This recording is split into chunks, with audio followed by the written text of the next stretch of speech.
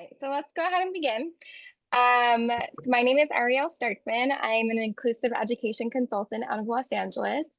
I am my own independent business, and I work primarily in Southern California, supporting schools, school districts, family, increase access to inclusive settings, and you know, to strengthen practices in inclusive classrooms. So, a little bit more about me. I am a neurodivergent consultant, and I specialize in inclusive system design, improving Tier 1 universal access for all students, growth mindset, and teacher retention. And my mission is to help others reimagine special education by unthinking current special education systems and paradigms. I've spent the past 10 years immersed in all things special ed, from teaching to leadership, and most recently navigating the IEP process for my 6-year-old stepson. And over the years, I've held a variety of teaching and leadership experiences in the special education space. And my passion for inclusion has driven my work in each of them. So I did mention quickly that I am neurodivergent, and I always love to share this story because I'm always curious if others can relate to it or if it can also inspire others too. But during the pandemic, I was seeking an anxiety diagnosis based on some trouble I was having. And in my evaluation, which was on Zoom for anxiety, I walked away with an ADHD diagnosis. And that was very shocking to me, especially having been a special educator for many years. And, being part of that process of finding students eligible for OHI and reading their ADHD assessments that they'd had. So, but 4 years later, I am so happy to have the knowledge that I do. I'm grateful to have had a doctor that, was up to date and progressive in her practices, because what I've come to find out is that women are severely underdiagnosed or misdiagnosed. And so I think having that experience myself has really helps me connect more to the students and the families that I support. So when I was growing up, I grew up in New Jersey. So I was a student in a co-taught class actually in New Jersey. So the picture that you can see on the left, that's Mr. Rodriguez and Miss Sayani, my fourth grade teachers. And there is me right under them.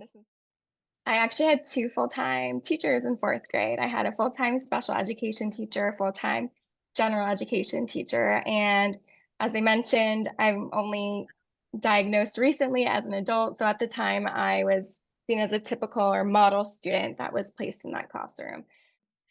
Yeah, having two teachers was just wonderful, and I felt so lucky. And that's kind of been the model that I've looked to bring in my work to California. I did student teach on the East Coast, also in a co-taught setting, and then I moved to California, where, as many of you know, this wasn't and continues to not be a common practice. However, a number of years into my career, I did seek out a charter school in Los Angeles that is known for co-teaching and inclusion. Um, because at that point I had been the one kind of designing the path that the schools that I worked at for inclusion and showing everyone what it was, but I wasn't having the opportunity to learn from anyone who knew it more than me. So yeah, I sought out this school for my own professional growth, and then all the way on the right you'll see that I did become a co-teacher, and that's me with one of my second grade co-teachers in 2019. This is a model that I've made, kind of my own vision of inclusion and what it needs to grow. So I think of inclusion like a flower with three very large roots coming out of it. The first being inclusive system, then inclusive culture, and third, inclusive instruction. So today, when we're talking about designing sensory-friendly classrooms, we're kind of going to touch on those inclusive systems that need to be in place, thinking sensory inclusive systems in our classrooms, as well as building a sensory and neurodiversity affirming inclusive culture. So less about the instruction today. However, being able to put these things in place is really going to affect how students are able to access your instruction, therefore making it more inclusive. Okay, so we are going to do a quick check-in. This is the zones of regulation. Hopefully a number of you are familiar with this, but if not, then I'm excited to share it with you. This is a really popular emotional regulation tool where students can learn how to categorize their emotions and just be able to self-monitor and self-regulate their emotions better. So I'm going to ask, what zone are you in today? Are you in the blue zone? Are you feeling sad, sick, tired, bored, moving slowly, maybe lethargic? Are you in the green zone? Happy, calm, feeling okay, focused, relaxed. The green zone, by the way, is usually kind of where we want our kids to identify that, when they're in the green zone, that's generally when they're able to focus on learning the best.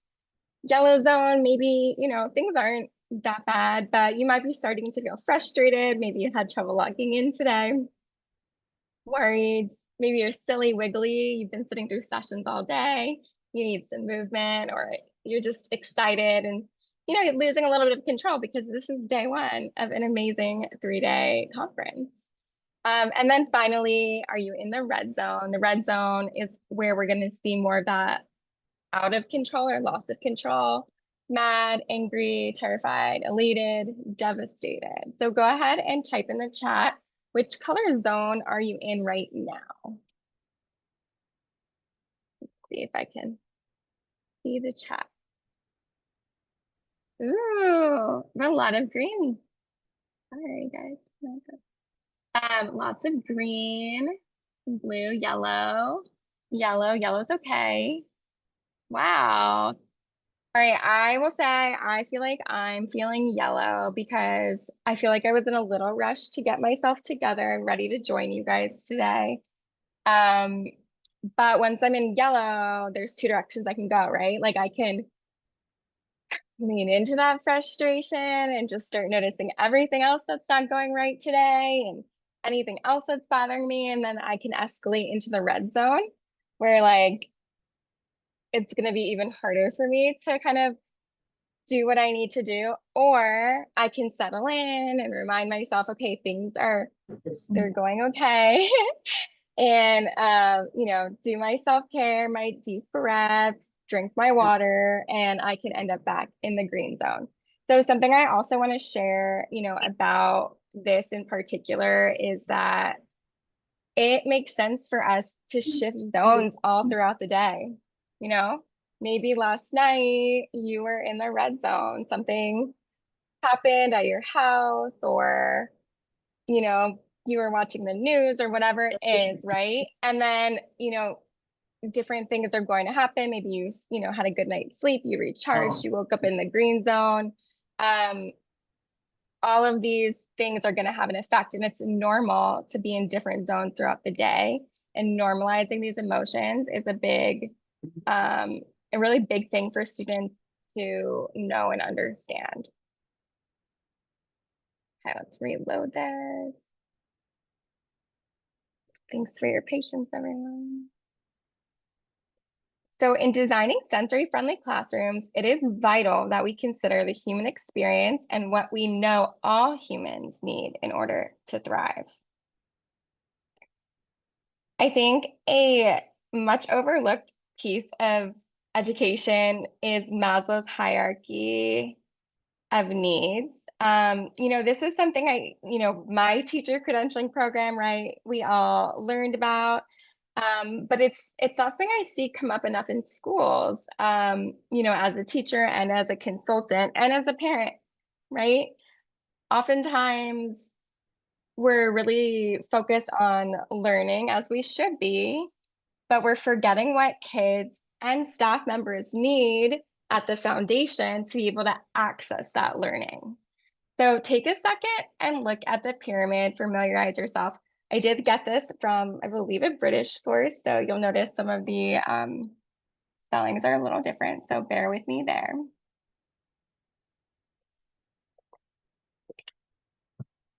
More than anything, I see pyramids, about RTI, MTSS, right? Tiered behavior, tiered interventions, that like this is the pyramid of the pyramids. This is the start of the pyramids, and I know myself that I've not been reminded to reference it enough. So I really want to ground us in this, just to remind us that students' basic needs and meeting them and our ability to do so is going to directly influence their engagement and success in the classroom. Okay, starting at the physiological level, food, water, warmth, and rest.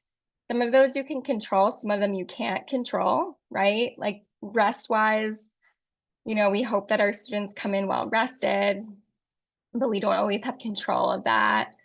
But food and water, those are things that, we do have the ability to accommodate. And when I say accommodate, I mean like universally, right? Like we have the ability to make rules in our classroom, that provide students with the ability to, hydrate themselves throughout the day. So, just thinking like, what are your expectations and your rules in your classroom around water?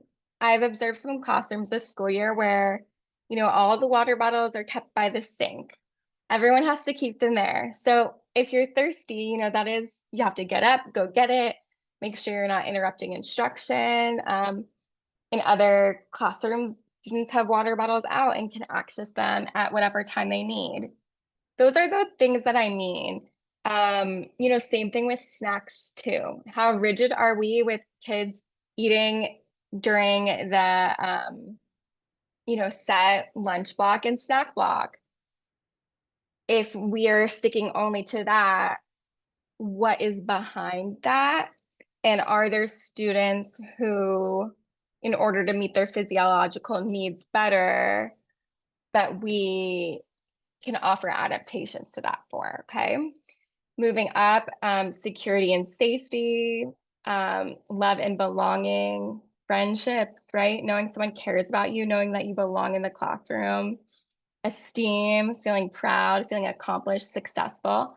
All of those things are necessary for us to build before we can expect students to self-actualize, which is where that learning happens. So we're really focusing on the bottom parts of the pyramid today. Oops, okay. All right. So just in another way, first, students must have their basic physiological needs like food, water, and rest met to focus and engage effectively in learning activities.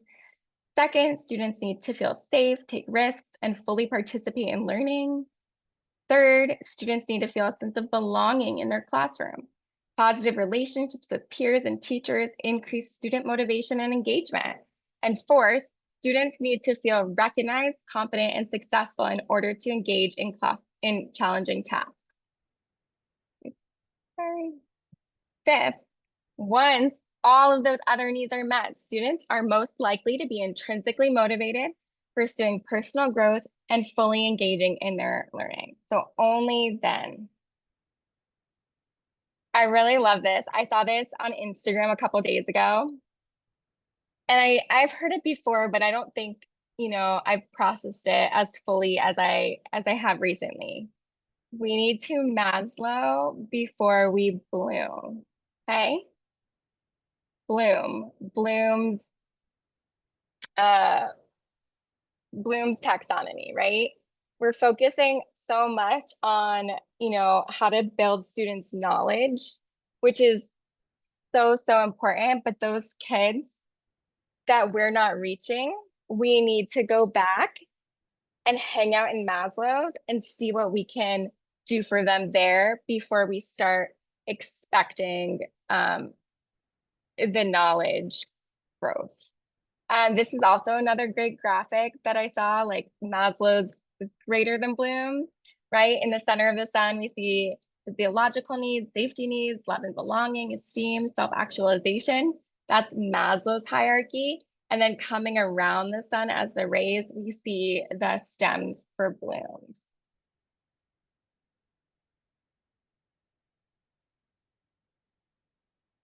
Regulation and Maslow's hierarchy of needs. So now we're gonna connect the dots here. How does this have to do with sensory friendly classrooms?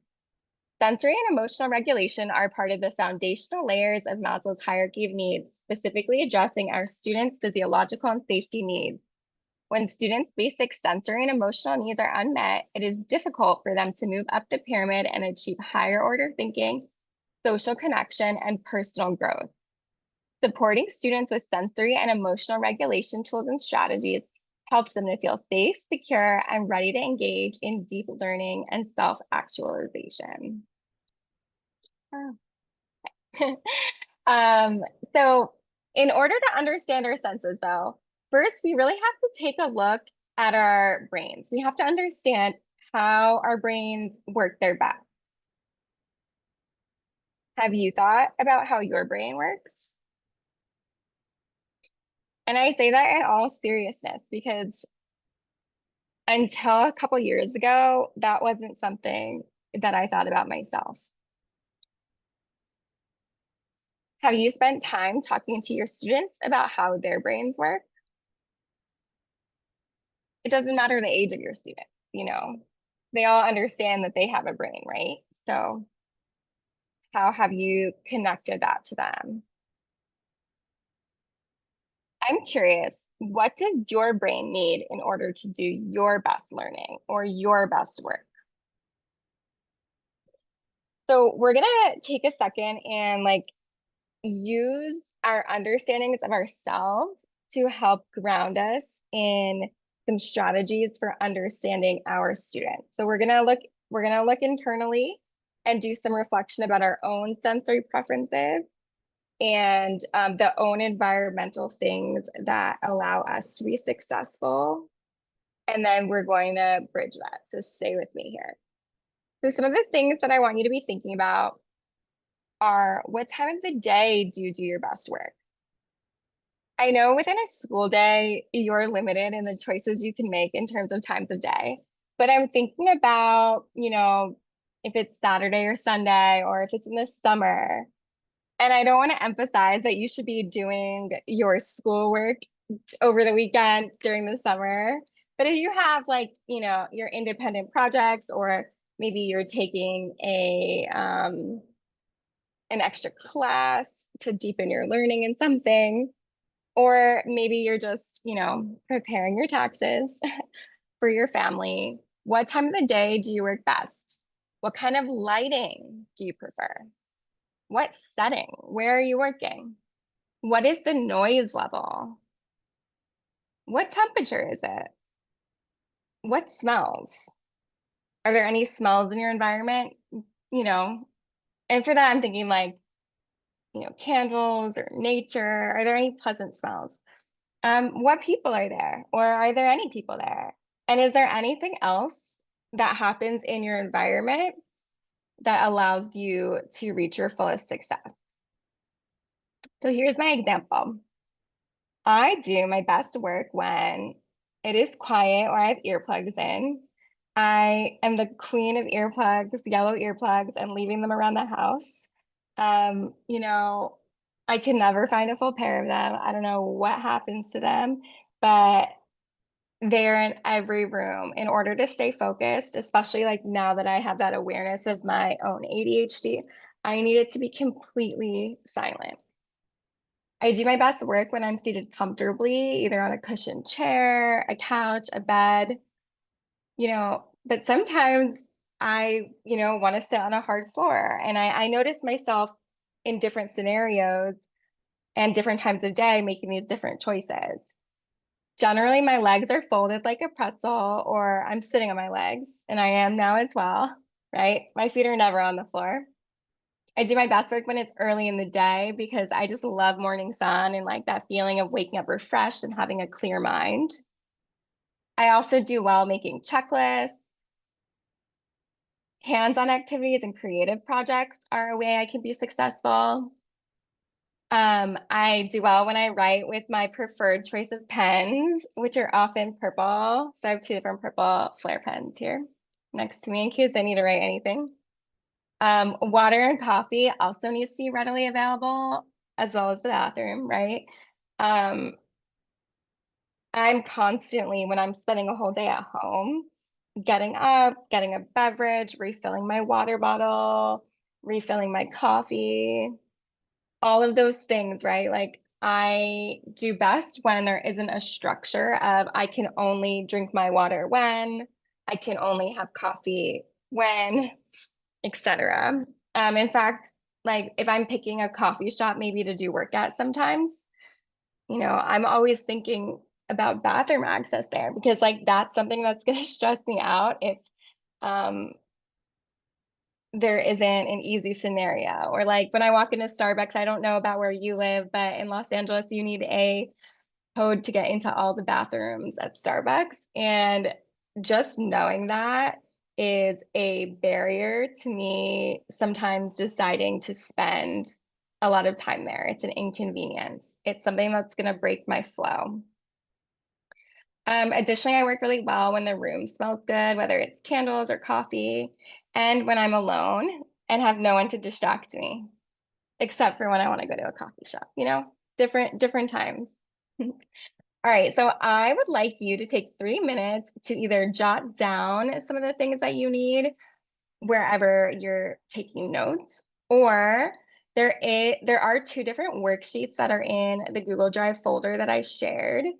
One looks like this and one's a slightly different variation with a brain. So if you wanted to quickly print one of those or pull it up and you can write directly on that digitally, feel free to do that. But I am looking for you to use some of my models to help define how you and your brain work best. What conditions do you need? As we hit time, wherever you are, let's pause. I'd love to see if everyone can just type one thing or more in the chat about themselves and their preferences. Amy says, I'm most productive in the late afternoon between 2 and 5. That is my worst time of the day. I'm so jealous. Most of my coworkers are winding down then. Yeah. Like listening to calming music and a cooler temperature in the room. Area must be clean and organized. I agree. As people are sharing too, it's interesting to reflect like, do I also have a similar preference, or is mine maybe reverse of theirs, and all of those kind of things? Okay. Oh, morning with no noise, certain type of music, warmer room. Okay, so we had someone say cooler room. Now we have warmer room. Um, the reason I also didn't put on music during that 3-minute writing. I know some of us might in our classrooms, or, some facilitators might, because I just genuinely can't focus at all when music is playing.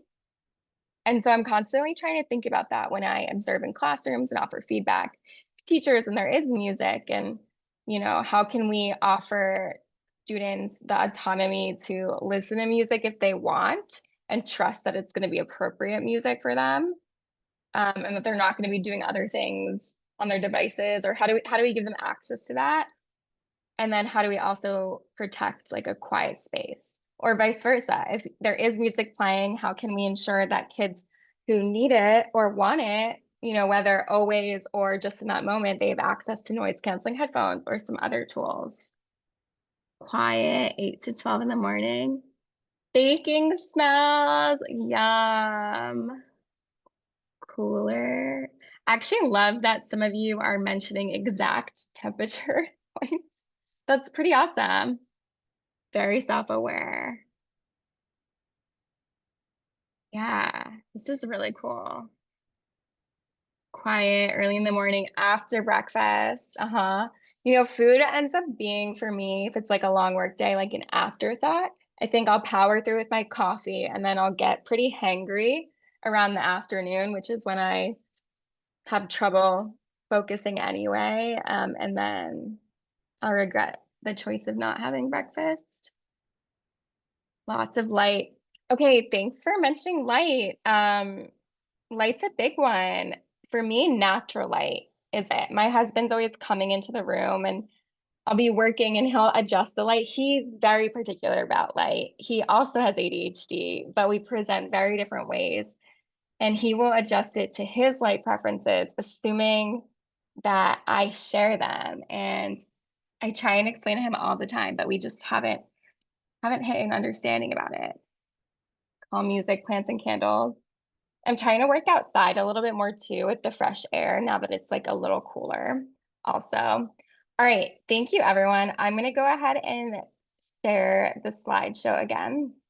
And I am intentionally putting activities in here that, I hope that you can bring back to use as part of how you interact with either your students or your staff, depending on what role you're in, because these have just been really meaningful reflection points for me. And I'd love, to offer others them as well, especially because I feel like they lend themselves to really holding space in our hearts for neurodiversity, which, you know, is the crux of this conference, right? Okay, so that was a timer that I did not use. Oops. Okay, so we're gonna play a little game here. It's pretty similar to what you already did in the chat, but I'm gonna ask you, which would you prefer? So it's kind of like a this or that, or would you rather? So which do you prefer? And you can type your number in the chat. Do you prefer spending time by yourself or spending time with others? So you're gonna type a 1 or a 2. And I know this might change throughout the day or throughout the week, but mostly, which one do you prefer?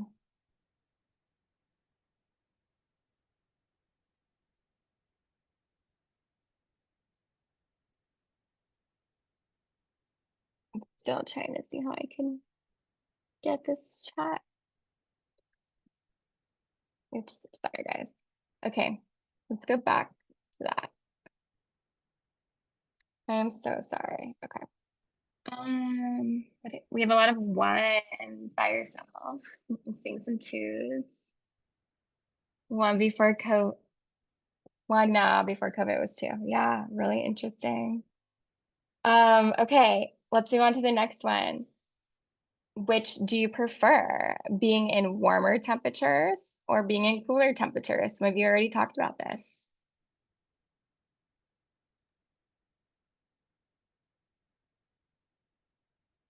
Meaning in a warmer temperature, Sarah. Interesting. Too. I think I like the room to be cool, but I'm noticing like I like to have the cozy clothes on too. So I like it to be cool, but then I want my clothes to be warm. All right, let's move on. Which do you prefer, brighter light or dim light? 1 for brighter light, 2 for dim light.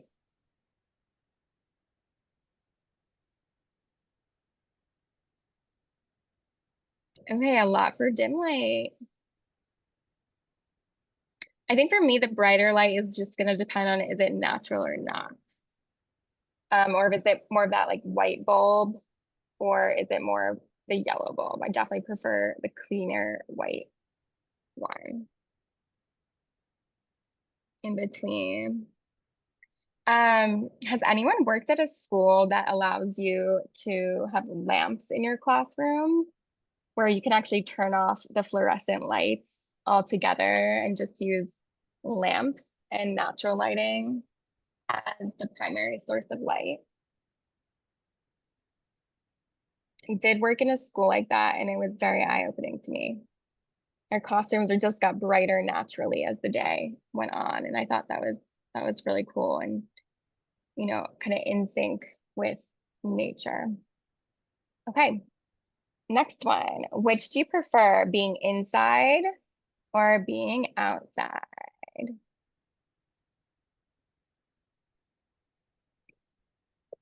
Being inside. I think when someone was using the before COVID example, I think before COVID I would have picked being outside, but then I think I got a little too comfortable being inside during COVID, and now that's my preference for work especially. And then I work too much and then don't get outside for pleasure. Okay, which do you prefer texture-wise? Soft textures or rough textures? Or maybe you don't really have a preference.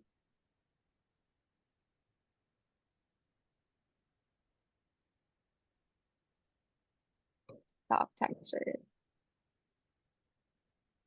The only time I can think of liking rough textures is if it's like a fidget, one of those kind of like sandpaper, Velcro like fidgets. That's like very, very satisfying for me. But otherwise, definitely anything I'm surrounding myself in, I love for it to be soft. All right, last one. Which do you prefer, quiet places or noisy places?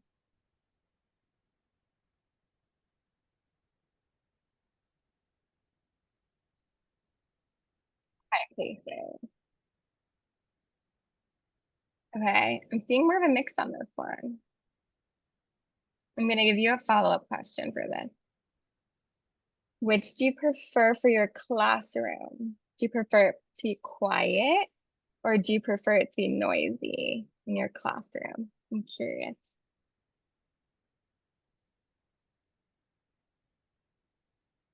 A lot of twos for the classroom, some ones as well. This one's pretty tricky. Um, because we want our students to be able to be talking. We want, to be able to be the facilitators of our classrooms. But how do we encourage that cooperative learning in a way that's like not chaotic, that's like more organized and controllable, right? At least someone who's sensory sensitive like me, those are things that I'm always thinking about. Okay. Thanks, everyone. I do think someone did unmute or just join. So if you are unmuted, if you are able to check that out, that would be great. As I am sensory sensitive in that way. Okay. So based on what we just found out, could you confidently say that you or anyone else here is an average learner? Does anyone fit an average learner profile? This is a rhetorical question, but if you want to give your thoughts in the chat, feel free. Oopsies. Okay. Is it possible to even have an average learner in this group or in your own class? Like someone who learns the average way, whatever that is.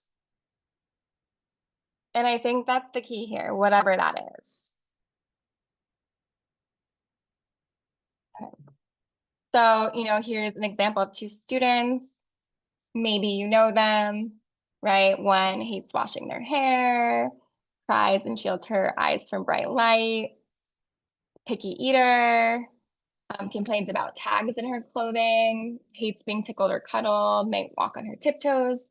The other child on the right has trouble focusing, sensitive to loud noises, chews on everything, sits with the legs in the W position.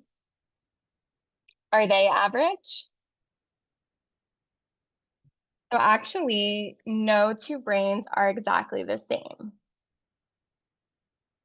And no two brains learn in the exact same way.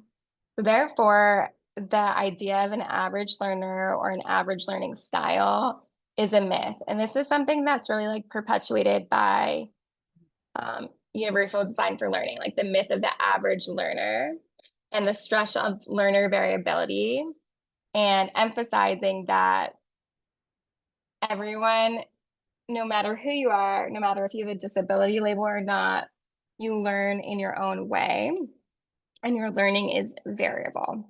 However, a lot of our districts, curriculums, teacher credentialing programs are going to continue to encourage us to teach our lesson or structure our classroom to meet the needs of the average learner. And that's something that we just have to be conscious of pushing back on. And I think kind of connecting that to this conversation about our own different preferences and the ways our own brains work differently as adults and adult learners is a really great way to keep that front and center. So this is Pat on the left, and next to it is Pat's brain. And then further to the right, these are Pat's friends. They all have brains too, and no two brains are exactly alike, and this is what neurodiversity is. Just as we appreciate diversity in race, gender, and culture, neurodiversity emphasizes that neurological differences are a natural part of human diversity. So as a group right here, everyone who's participating today, we represent both learner variability and neurodiversity. Now let's connect the dots and finally get to sensory processing. We started with Maslow's, then we crossed into neurodiversity, and now we're gonna end up in sensory processing. We'll spend the rest of our time together today. What is sensory processing? Sensory processing refers to how our nervous system receives messages from the senses and turns them into appropriate responses. I don't know about you, but I remember 7th grade in science, learning about all the different systems of the body as a child myself, and learning about the nervous system and having no idea that the nervous system had anything to do with the feelings, both my emotions, my emotional regulation, and also just like the feelings in my body, right? Like when I'm touching things and, the pressure and all of those things. So, and I think, as an adult learner too, especially as I started to look more into my own mental health during COVID and, how I process different things around me and what my sensory needs are too, I was always like scratching my head and like, wait, is this the same? I keep reading about the nervous system. Is this the same nervous system that I allegedly learned about back then? Because this key point of the nervous system was entirely missed. Every day we process sensory information from our environment, sights, sounds, smells, textures, and movements to help us make sense of the world around us. Okay, I'm gonna come back to the chat here. How many sensory systems did you think there are prior to coming in here today? When you decided to sign up to come here, how many sensory systems did you believe there were? Go ahead and put the number in the chat.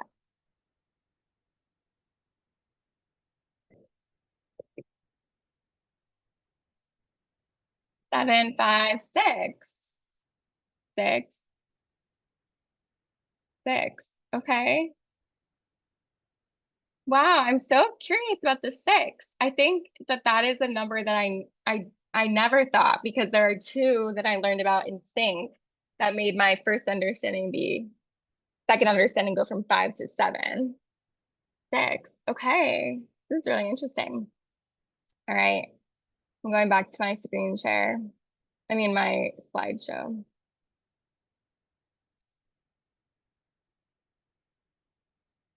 All right, there are actually 8 senses.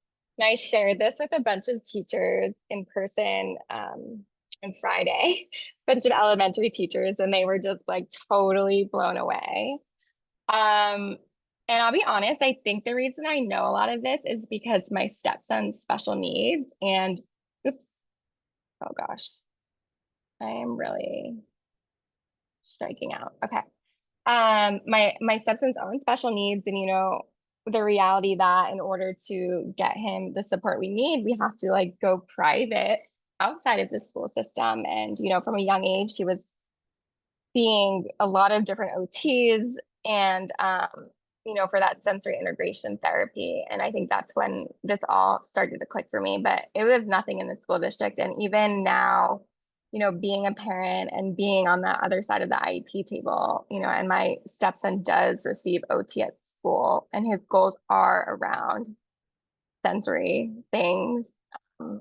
This is just still not a conversation that's really present in his support conversations and IEP meetings. But probably see now that, if you thought there were 5, there are 3 more: vestibular, interoception, and proprioception. If you thought there were 6, I'm wondering if you knew those first 5 and then knew about proprioception, or if you knew about vestibular.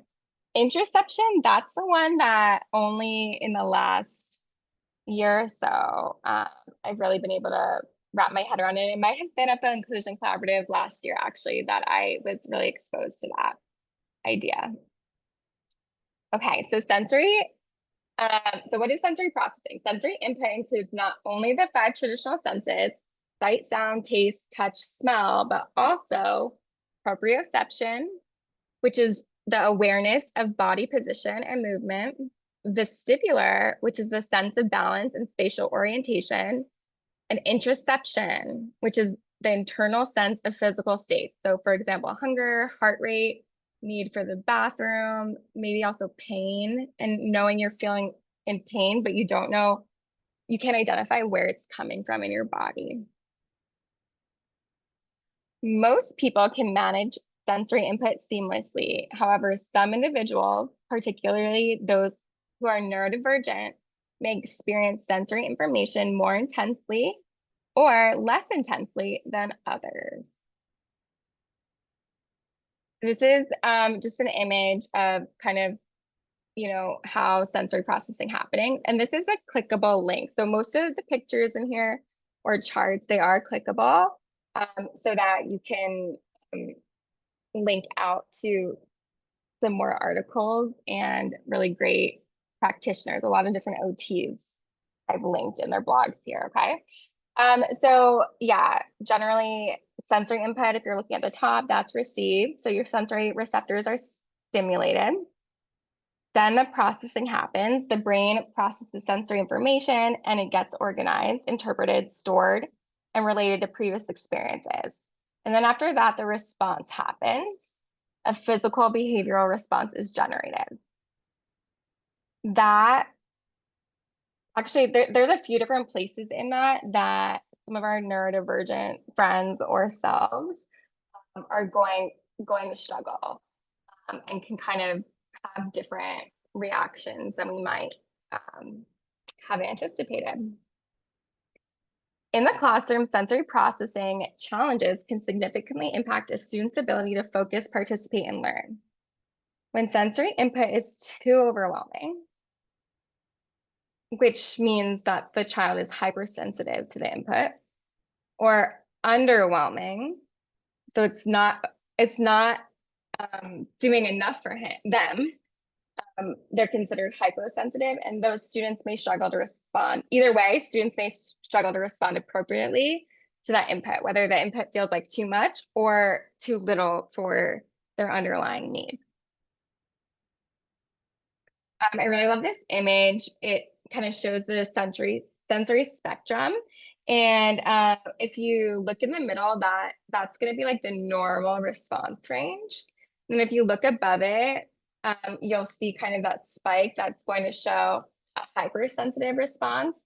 So that would be an abnormally increased sensitivity to something, right? So if you have, a common noise or something, and you have a couple students or one student that's going to have a big reaction to that, it demonstrates a hypersensitivity to that stimuli.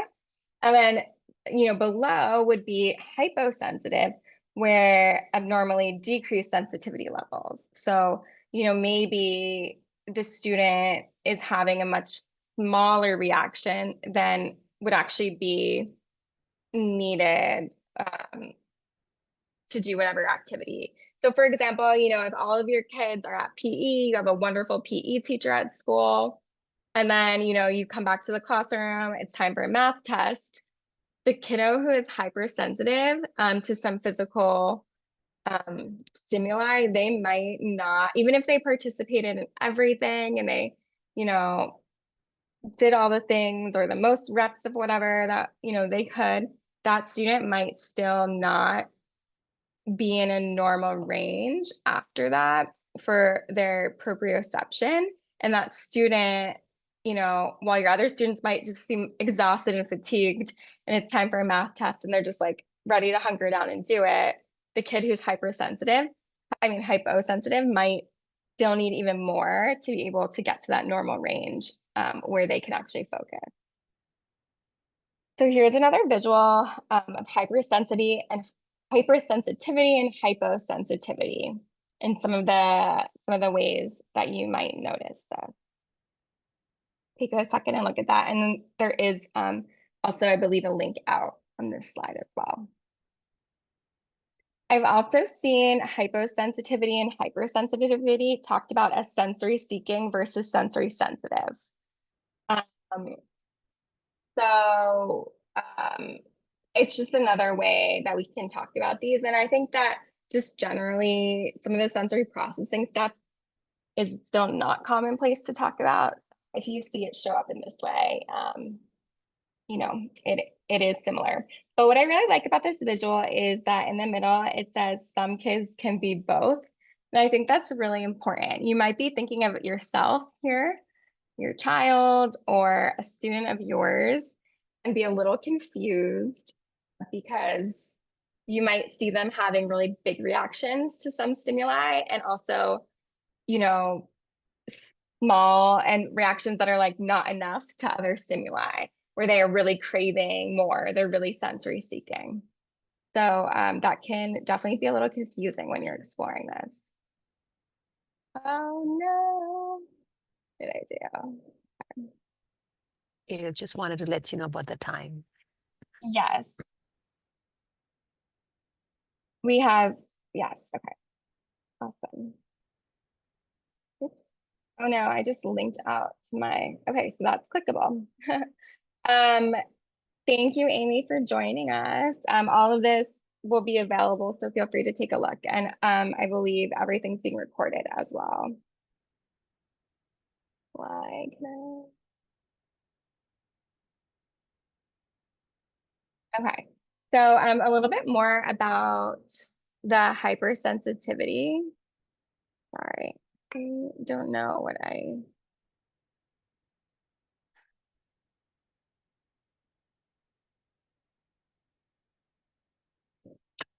So a person who's hypersensitive has an overreactive response to sensory input.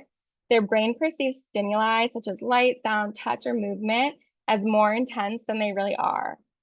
They might be overwhelmed by loud noises, bright lights, strong odors, or the feeling of certain fabric. So that image on the right kind of captures, I think, some of the things that you might see in your classroom.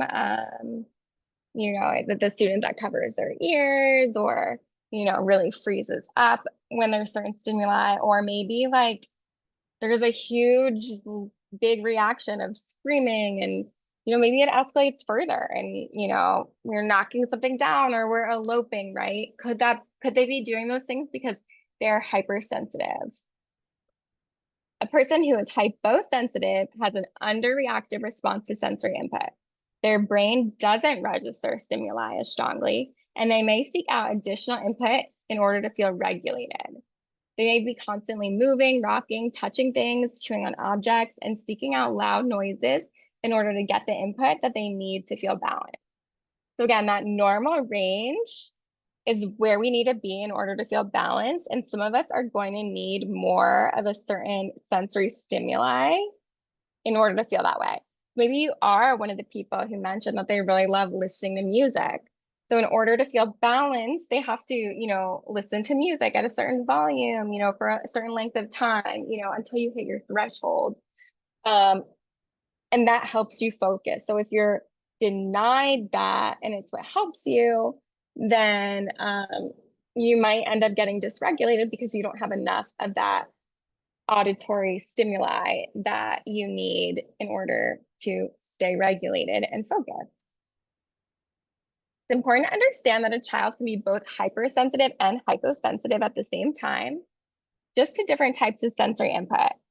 Sensory sensitivities are not all or nothing, and they can vary depending on the sensory domain, sight, sound, touch, movement, etc. Also the environment, time of day, any other things that could affect the setting. Sensory dysregulation comes from having a hypersensitive, hyposensitive, or mixed response to some sensory input or stimuli.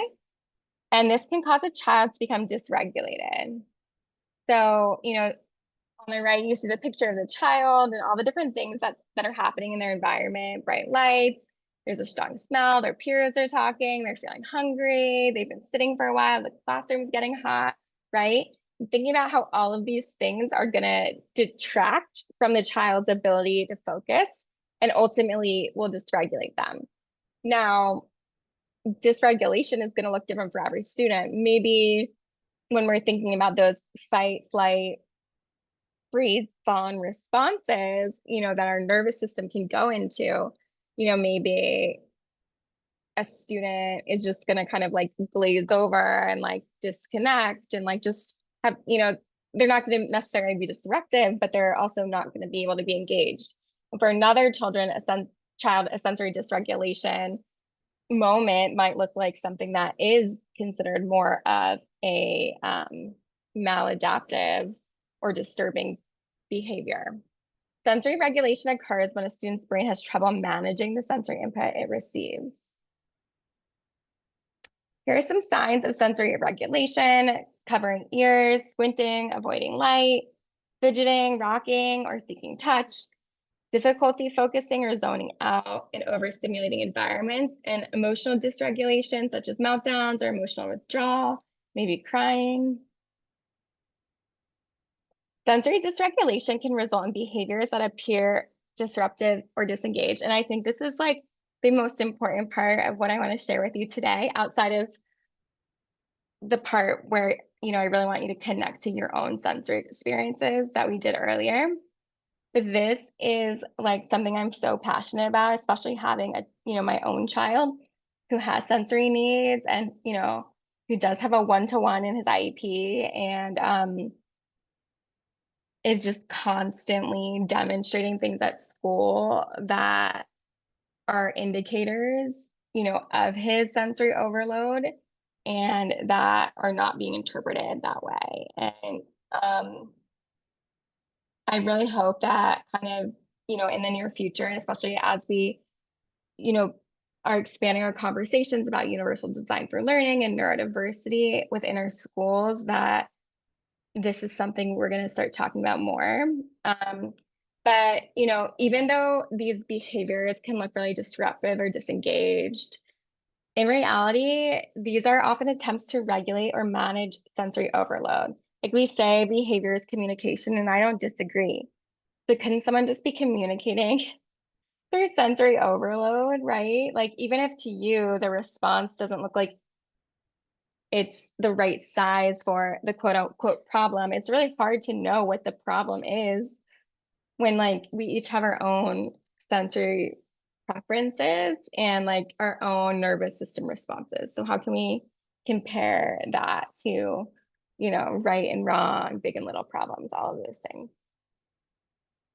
This visual is really great. It shows just how dysregulation builds up and, how we can go from focused and attentive, but how different things are going to keep adding until our balloon pops, right? So everything's going great, but then there's bright lights in the cafeteria. Okay.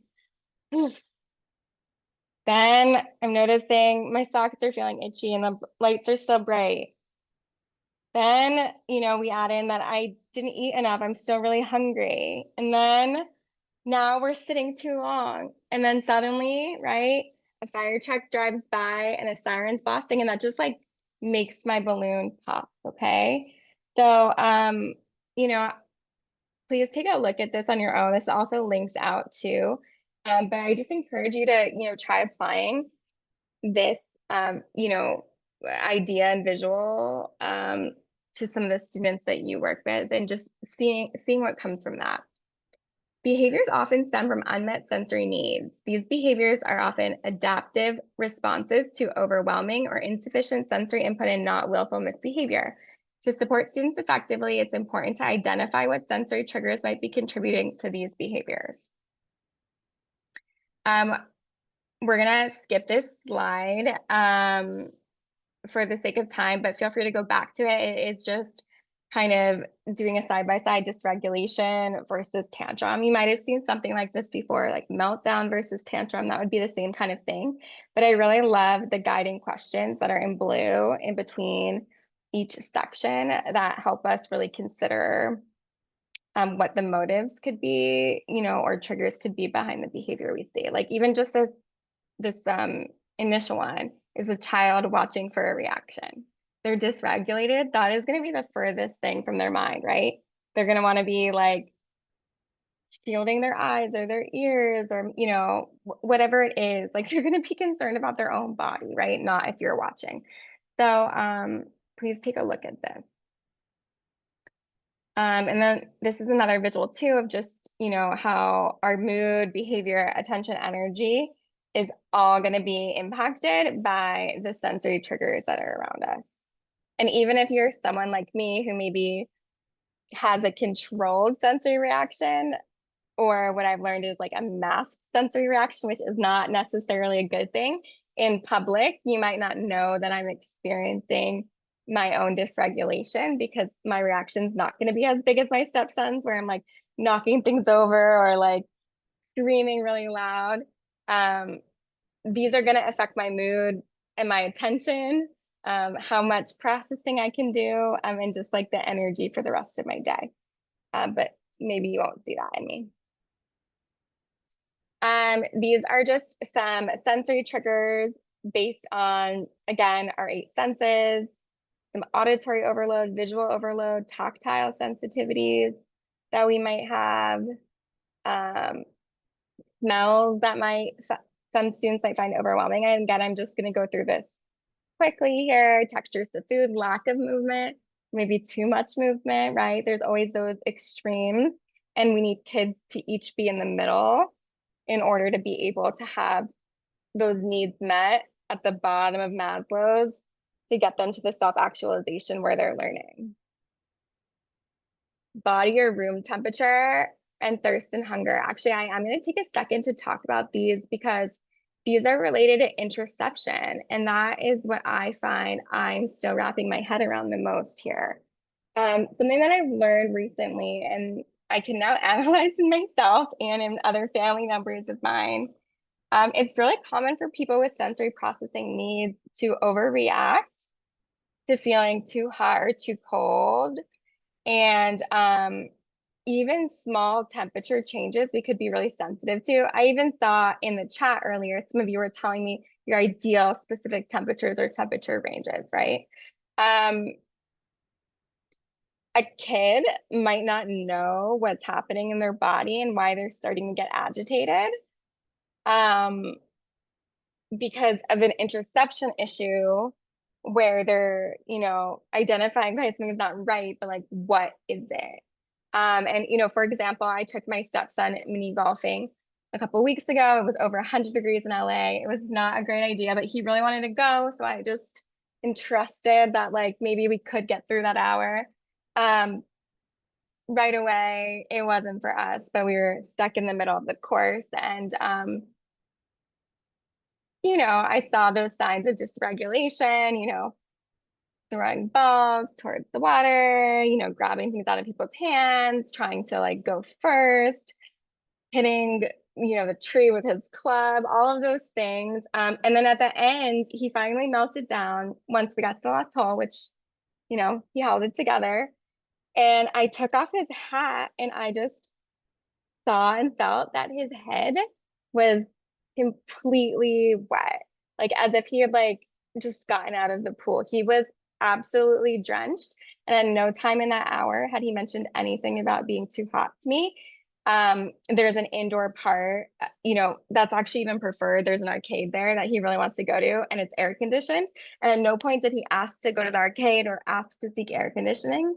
It was just so aware that he was triggered by that temperature change and extreme, but just truly had no idea that that was impacting him. And we had a conversation about it too once he was able to regulate, and it's just that connection was not there. Same thing with difficulty identifying or responding to internal hunger or thirst cues or bathroom cues. This is why it's important for us to determine universal ways that we can like support our students with meeting their hunger, thirst, and bathroom needs that don't, add components of shame or, just that make it too inaccessible or too hard to be able to take care of those things when they need to. And, like I said, for me to do my work best, I need to always have access to water. I also need to be able to go to the pantry whenever I want to get whatever snack that I want there. That's going to help me focus. How can we apply some of that to our students? So I'm encouraging you to become a sensory detective, and the next few slides can guide you through doing some of that work. So whether it's your own child or a student in your class that maybe is motivating you to be here today, I encourage you to dive a little deeper into this and see what tools you can glean to help you be a sensory detective and understand what's going on for that student.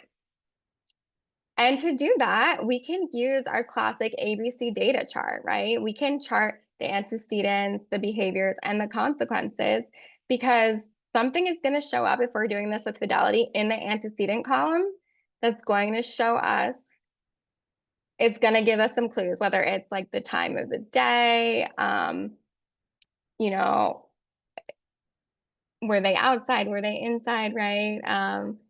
Was there a lot of noise, a little noise? So when I'm looking at this, I'm not necessarily looking for like, was it attention seeking or was it escape?